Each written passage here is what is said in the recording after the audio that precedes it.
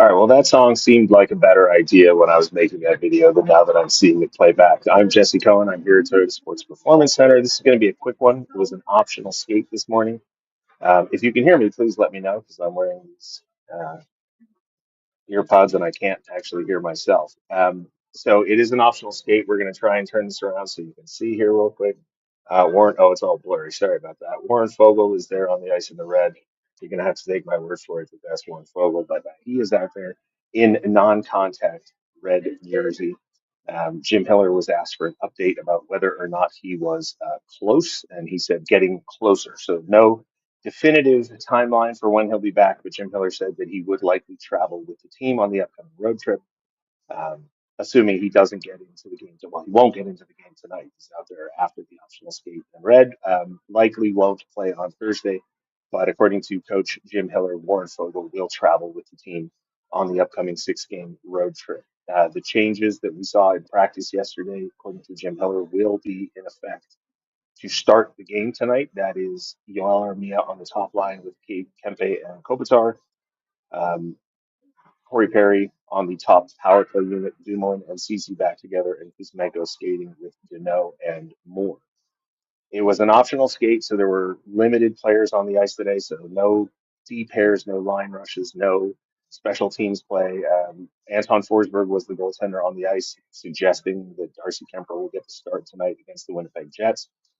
This is the first time the Kings will play the same opponent this season that they have already played once before, the Winnipeg Jets. They played them on the road, I believe, earlier this season. And Jim Miller talked about the fact that that can make for an easier pre-scout since they've already played them. They already know what they do. There are four former Kings in the Jets lineup and two former Jets in the Kings lineup. So that could potentially give, I would think, the Jets a slight edge over the Kings just because Velarde and Iafallo played for the Kings very recently. The other players, Pearson and Shen for the Jets, it's been a while, and obviously Armia and Malat have not been in the Winnipeg system very long. So, but six former players going up against their former teams tonight. Um, that's I don't know. That sort of stuff interests me. Perhaps it's not as interesting to other people. The optional skate this morning, I was asking about when do players know it's an optional skate? How do you know it's an optional skate? And apparently, the answer is if you practice the day before, then the game day skate is likely to be optional. So the Kings did have a full practice yesterday. They'll have one tomorrow before they travel.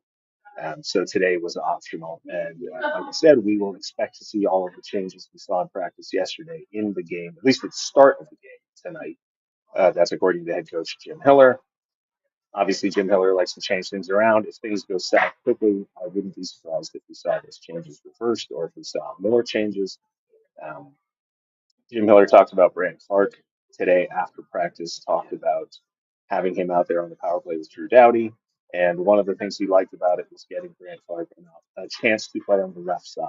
And that was the first time we would have, from anybody in the organization, a desire to see Brant Clark expand his repertoire so that he could play the right side or the left side. That was new information to me. There was no discussion about whether or not Drew Doughty would ever wind up playing the left side. I mean, obviously, if Brant Clark is going to be on the right side, then Drew Doughty will be on the left. But it's special teams, so I'm not sure how much that matters. And obviously, there are some players that are going to play the positions they like and the places they like on the ice. So they're looking to get Brant Clark more ice time, and obviously now it sounds like more diversity within his game, giving him an opportunity to play both sides of the ice.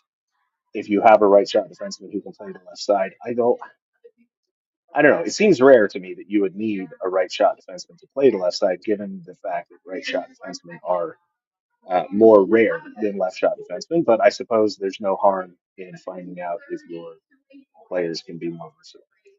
Um, I think that's going to wrap it up. It's a very short one this morning because it was an optional skate. There's not a lot to say. We didn't really get a chance to talk to the players. We did speak to Jim Miller.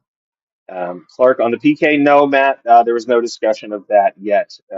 I'm sure it will come up if the penalty can kill continues to struggle and if Brant Clark continues to perform well. Eventually, Brant Clark getting penalty kill minutes is a conversation that will have to come up because the organization has been complimentary of him in every way possible.